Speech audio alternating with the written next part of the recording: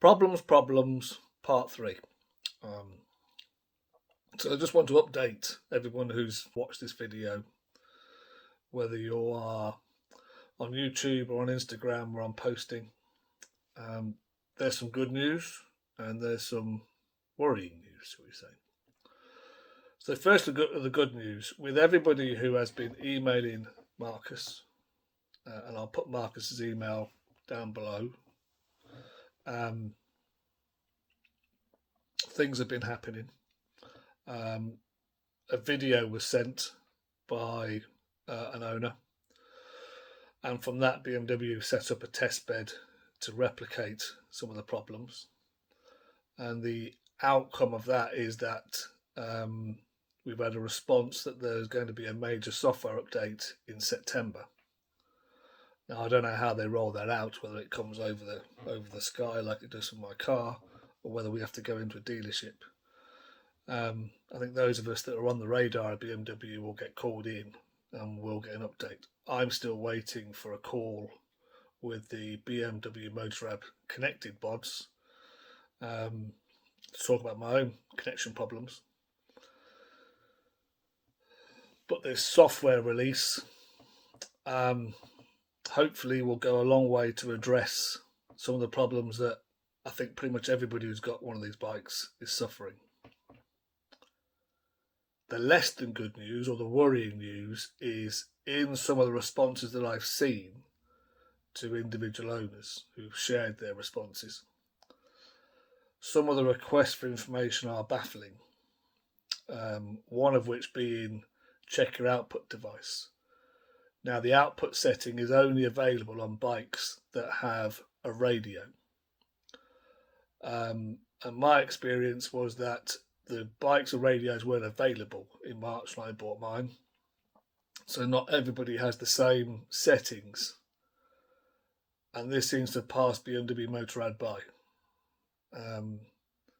So I'm not quite sure what they are going to release, and is it going to be suitable for all bikes, or is the release going to be for the top end with the radio, and they've forgotten about the fact the vast majority of bikes don't actually have a radio and won't have some of the settings they're talking about. The second worrying thing for me is the requests I've had to check in all the software versions. What software version do I have on my helmet? What software version do I have on my phone? What software version is the app? What's worrying about that is what happens when they all update. Will the updates of individual apps, systems, phones impact the updates that BMW are planning?